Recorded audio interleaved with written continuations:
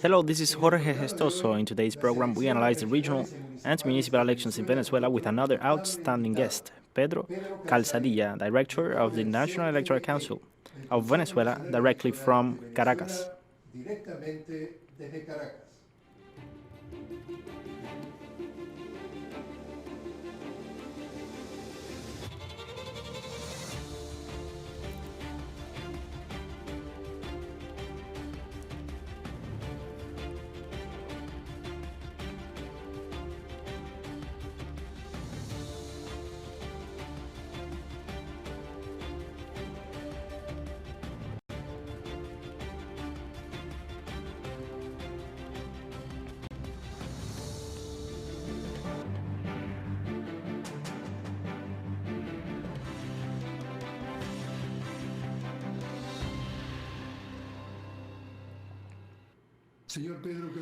Mr. Pedro Calzadilla, welcome to the program. Thank you very much for this invitation. It is a pleasure to be here with you.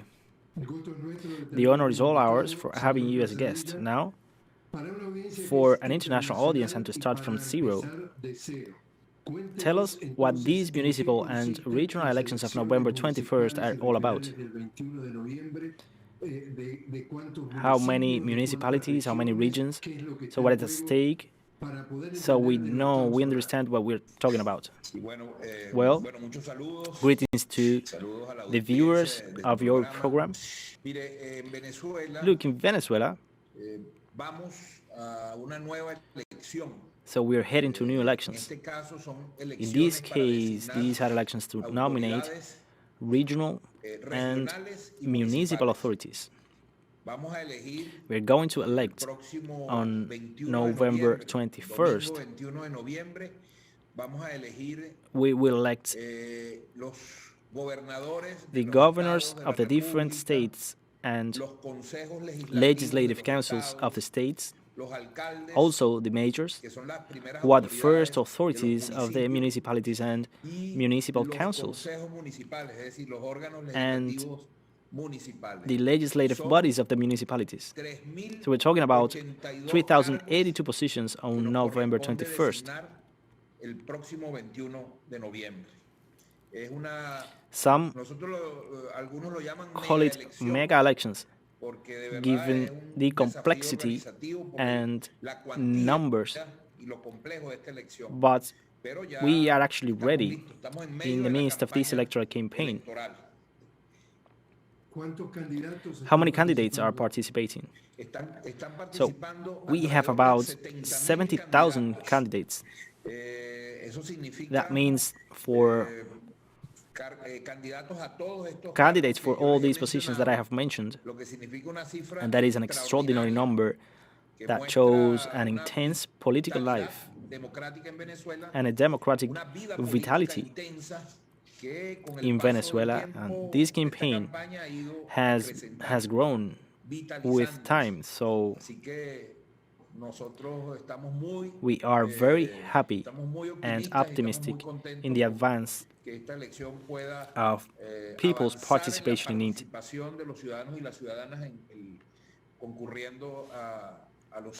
Those who will go to the voting centers. Is voting mandatory? No, not in Venezuela.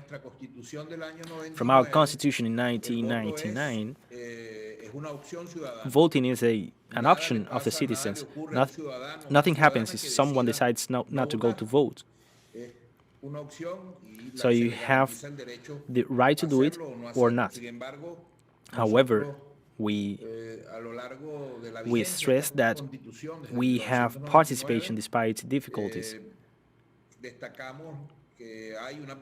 like the pandemic and other economic issues. As a result of sanctions, and yet we see a citizenship's intention to participate, and even more now that we have a novelty, which is the participation of all the political forces in Venezuela. In previous elections, there have been organizations that decided not to participate, but now all of them have nominated candidates. So those 70,000 candidates are from all political forces. And that's a very positive indicator of how things are and the preparations of the upcoming elections of November the 1st, 21st. Is there an estimated number of how many people could go voting? No, as a rule, we have not to say a number of participants. However, we think so we're doing pretty well, and we will outnumber past and recent elections rates. And that indicated by the electoral environment and the number of candidates and the mobilization that the organizations and political parties, I'm talking about 37 national political organizations and 43 regional political organizations. What I mean is that not only the number of candidates, but the amount of political parties involved with their active participation in the mass media, where they publicize their campaign with full freedom. Now, the National Electoral Council is at the stage of regulation of that campaign since it started on the 28th and concludes on November 18th. The National Electoral Council is monitoring it because there is a regulation of not to violate the time frames by the parties and candidates, meaning that their presence in the means and their propaganda is balanced. So we have been working hard on the balance by the media to guarantee fair elections so that the burden is equal.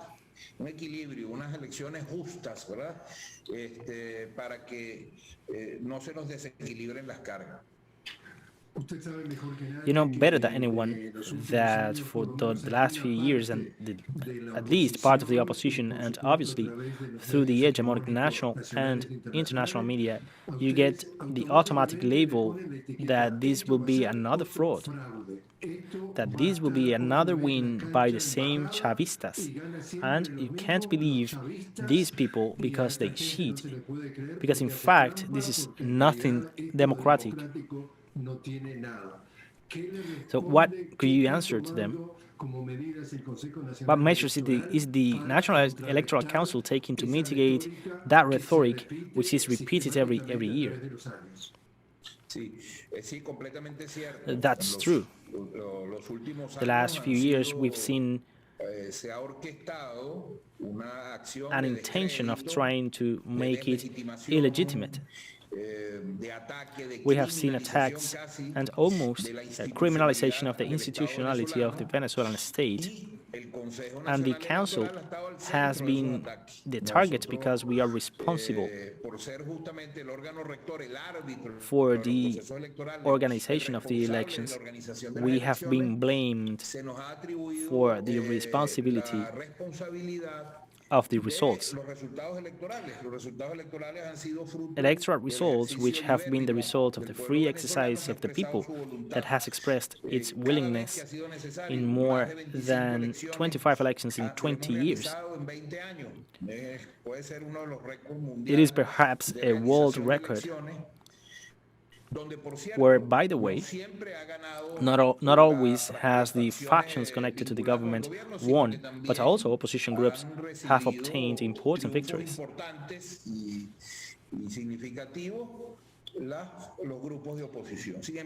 Yes, that campaign is there, but your question leads me to a reflection.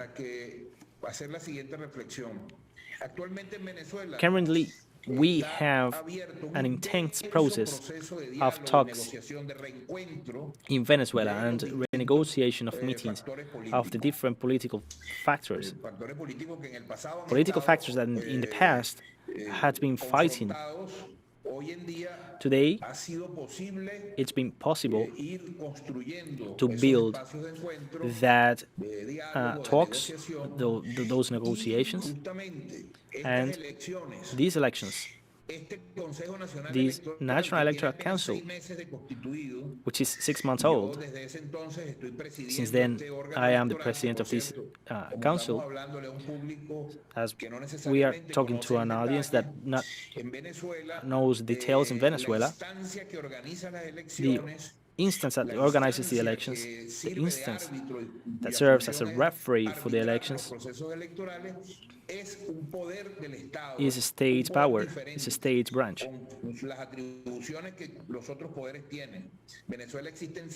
In Venezuela, we have 5 state branches, despite the traditionals, the legislative, the judicial. We also have the citizens' power, that there are people compelled to defend the human rights and the citizens' right, and the 5th power, and this electoral power completes that panorama. So I was saying that this electoral branch has been the result of the intense agreements and problems that we know, with ups and downs, with several difficulties that we know, that in many cases it has advanced, and in some other cases it has not, but that in 2021 has given positive results, and one of the most important results is the hope for these talks to move ahead, and it's being followed by the international public opinion interested in Latin American and Venezuela, because this National Electoral Council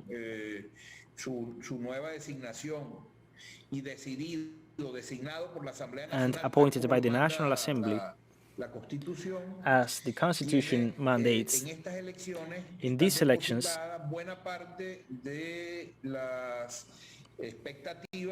we have hope for these talks to move ahead. So despite being regional and municipal elections, I mean, we are not appointing any national authority, not even the parliament or the National Assembly, which was elected on December last year. We are appointing the regional governments. Despite this, the public opinion is following the process because of the political impact for the future of the country. We are working hard to protect the elections so they guarantee a clean process, audited, and reliable, with an automated system impossible to crack,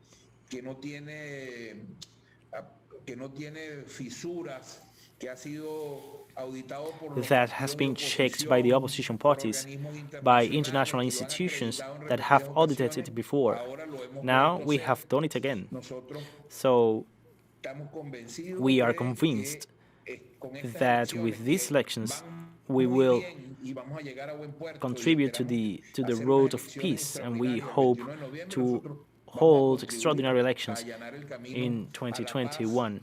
So understanding and a political, economic, and social stability of our country. So you have just finished the second audit.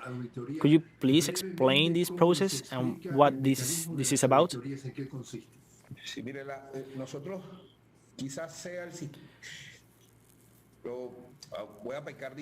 I might not be very modest here, but I'll say this with pride.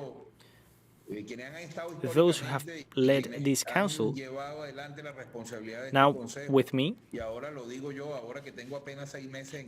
I've been only 6 months in this position. This is maybe the most audited system in the history of mankind. We have 16 audits done to the different components of the automated voting system. Audits are done before, while, and after the elections. The books are audited, the records are audited, the components of the automated system, the software, the hardware, the information inside, and the transmission of the data.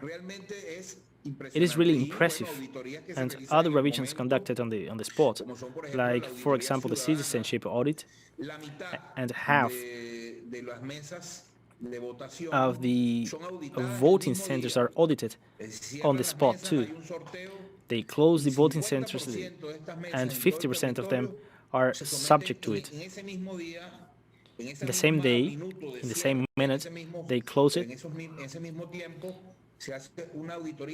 It's done an audit, and they count manually, and they contrast the results with the minutes generated by the computer.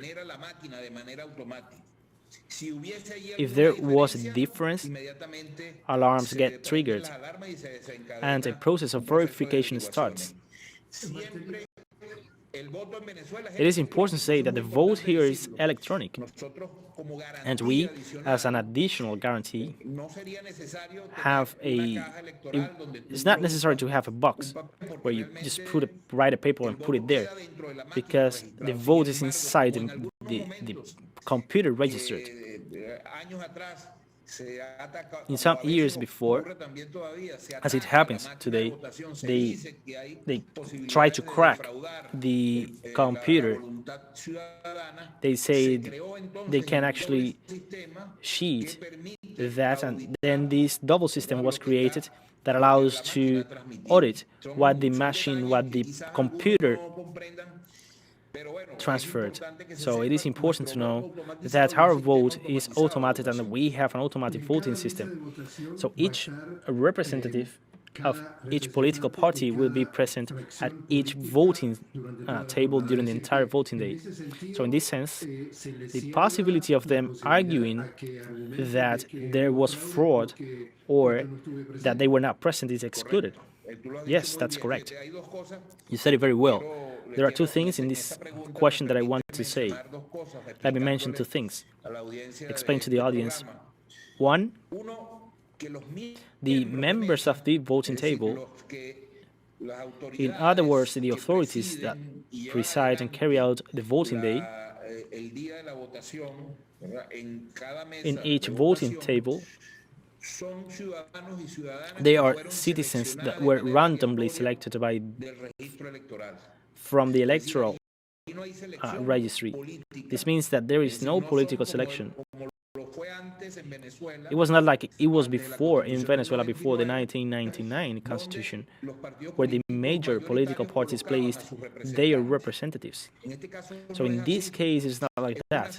It is a random selection among the citizens with some characteristics, and I repeat, there are met. But no political will interferes in that designation. They are constituted and placed at the head of the processes. But additionally, each political party, each organization with political purposes, has the right to have at the table, at the voting table, a representative from the electoral registry, that they accompany the process and are the additional guarantee that what is happening there is in accordance with the law and with the rules established by our National Electoral Council. In the case of the international observation, we are referring, for example, to the fact that the Carter Center will be there, the European Union will be there, will be presented. But I want to bring to your attention a statement by this gentleman called Joseph Borrell. He is the European Union High Representative foreign affairs and security policies. And before coming to Venezuela, he said, and I quote, that in his opinion, what will legitimize or delegitimize the Venezuelan government will be what the reports from the mission will say. So if you see this from the point of view of an alien flying from another planet, this is again the supervision of the white man over a third world. So if I approve it, you carried out the elections correctly, and if I do not approve it, you are fraudulent and cheating Chavistas. How was this issue settled, and how then are you not afraid that this gentleman will put a Trojan horse and say, yes, I am coming, and then do something else at the last minute? Yes, look, your question is very important, Jorge, and I thank you very much because it's been one of the most sensitive issues of the organization of this electoral process. One of the most sensitive and extremely important. I want to explain first that the invitation to the European Union is an invitation we've made since May, and they have accepted it, as well as the Carter Center. The United Nations will also be with us. In other words, part of the guarantees the National Electoral Council offers, it has historically done so, but last year the European Union was invited and they did not attend. This time they were invited and have decided to attend. They are part of the guarantees we offer, a very broad accompanying of international observation.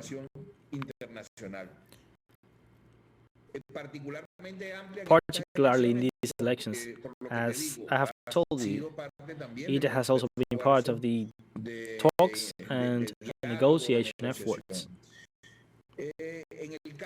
In the case of the European Union, we've had an extensive and long process of negotiations of the terms under which its presence would be deployed in Venezuela during these elections. We signed an administrative agreement between our National Electoral Council, power of the Republic, a branch of the Republic, and the European Union, an agreement that regulates the activity and commitments that both parties have undertaken. Days after signing these agreements, we were surprised to receive a statement from Mr. Borrell that clearly disagreed with the spirit of these agreements. That triggered a process of talks, conversations, and complaints about the violations made.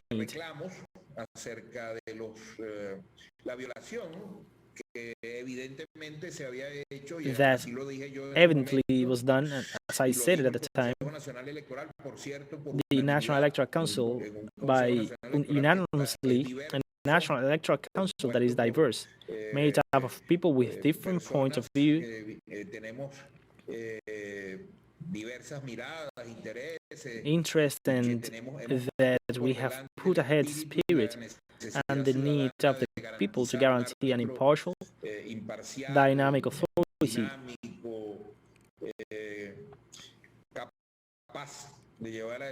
capable of carrying out this process as it has always done in Venezuela.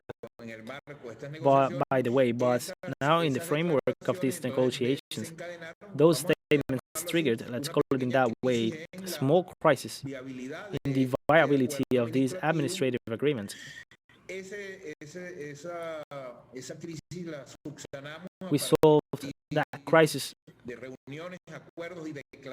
through meetings, agreements, and public declarations that were made where the European Union ratified its commitment to the guidelines and premises established in the administrative agreement, which aims at respecting the independence and sovereignty of Venezuela, the non-interference in internal affairs, and more.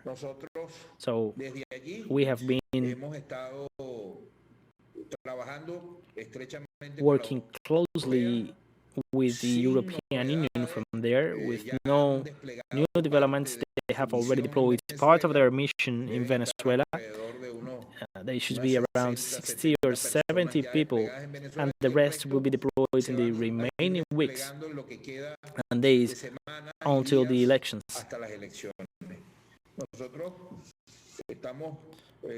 We are happy that this is happening, that they are with us, always ratifying, and this has been said by Mr. Isabel Santos, who is the head of the observation mission of the European Union here in Venezuela. She has ratified it publicly in working and private meetings about the strict compliance with the guidelines established in the administrative agreement. It is not the first time that an episode like this occurs.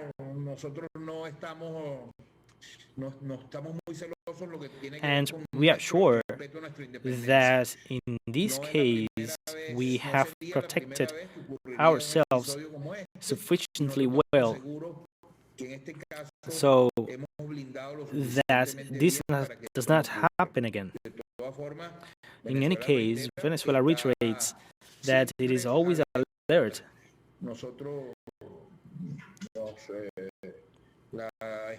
The experience, and here I allow myself to express my opinion, the experience of what happened in Bolivia with the Organization of American States, whose mission interfered and unleashed a fatal,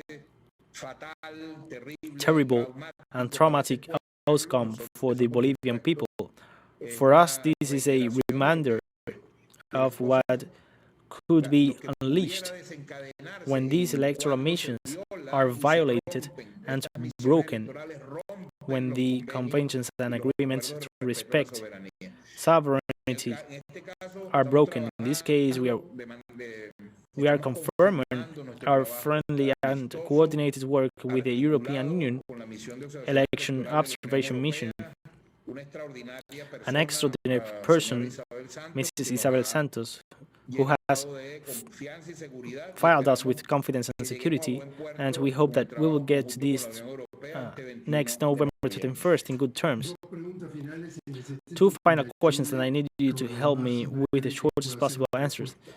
This Mr. Juan Guaidó, who stood one day in the streets and proclaimed himself interim president and has the United States recognition and more, what has been his reaction, his behavior regarding all this? So first of all, to complement a little bit about the information about the international missions, I want to say that not only the European Union, you mentioned also the Carter Center as well, which is sending a group of experts. A mission was also deployed by the Council of Electoral Specialists of Latin America, and 8 other international missions that are going to be deployed in Venezuela.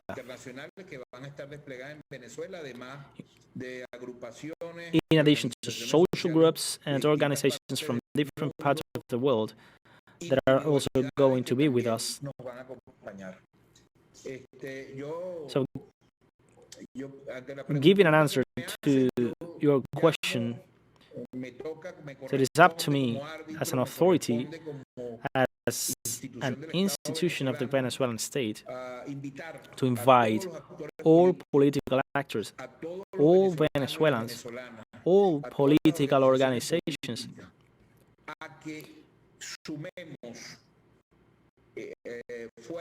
to join forces, initiatives, and energies, so this electoral process can have a good outcome, so that we can go on strengthening, giving even more strength to our democracy. If you have any doubt, so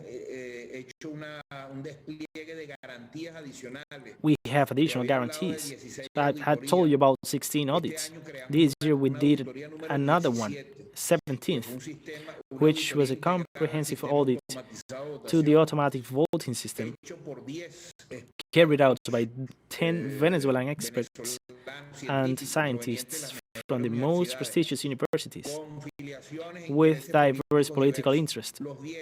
All of them, the 10, unanimously have confirmed the viability, the confidence, and the integrity of our electoral system.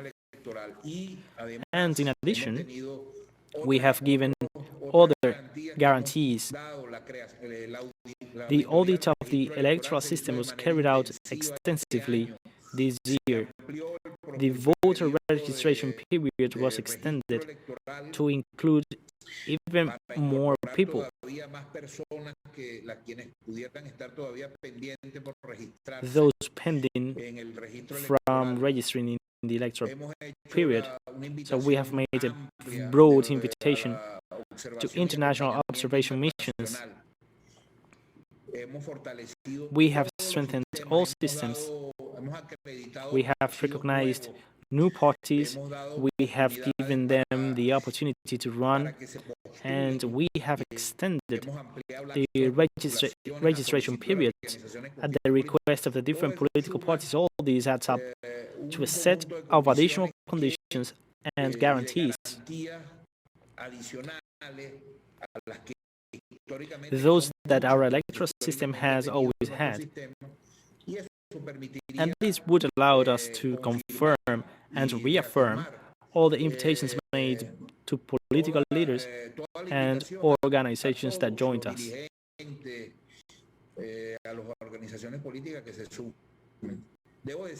And there is no party that has been left out in these elections,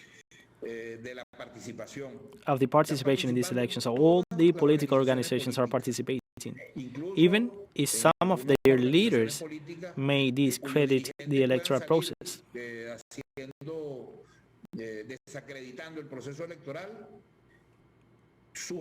Their organizations are participating, their representatives are participating in the municipalities and regions of the country. What I want to say is that beyond the general opinion,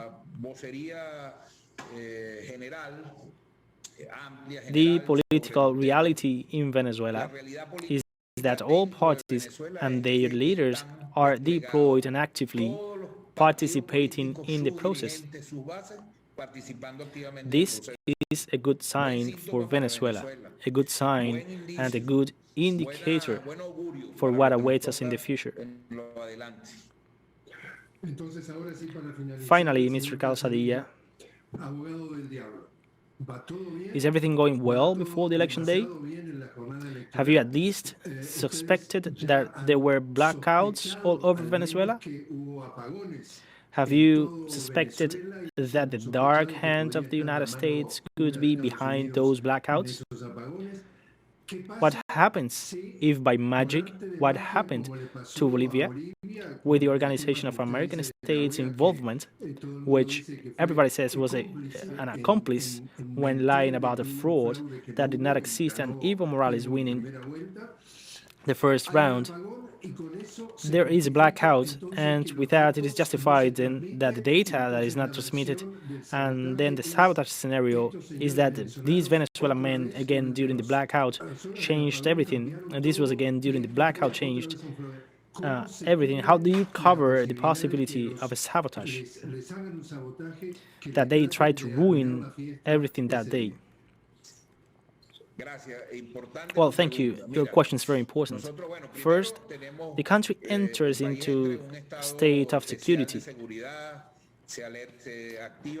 All alerts are activated to protect the institutions.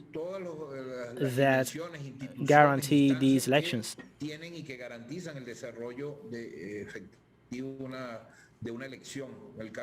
In our case, not only the electric companies and the national electric systems, but also the communication systems.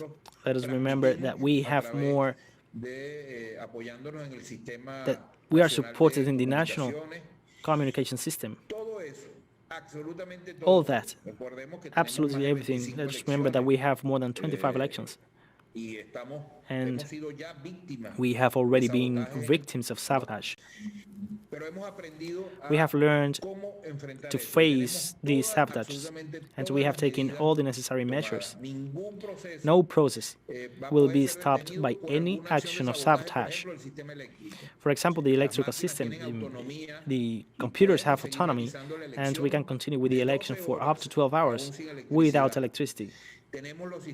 We have backup generators to produce electricity in all the municipalities and constituencies to transmit results.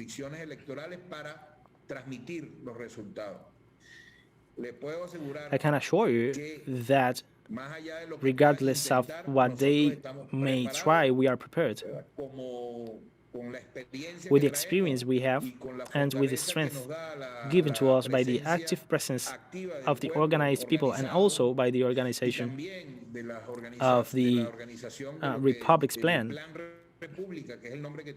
which is the name given to the armed forces to deploy support to provide security to the electoral process. The voting centers, the National Electoral Council headquarters. We are prepared for this and much more. There is nothing that can stop these elections of November 21st, as they have not been able to stop them in the past. And in a very tight agreement, which we have as a pact among all of us who are members of the National Electoral Council. As I told you before, diverse, you are determined. We are determined to sustain and bring these elections to a successful conclusion. We have a motto. It is a phrase from our national anthem in recognition of those who have the leading role in these elections and have been heroes in the history of Venezuela. The phrase is, "Glory to the brave people." Thus begins the national anthem of Venezuela, and it is the motto that we have adopted in recognition of the people that has resisted and avoided the temptation of violence and war all these years, and maintaining their will for democratic peace this coming November 21st. Pedro Calzadilla, thank you very much for being with us. Thank you, Jorge Gestoso. Very grateful and honored to have shared this interview with you.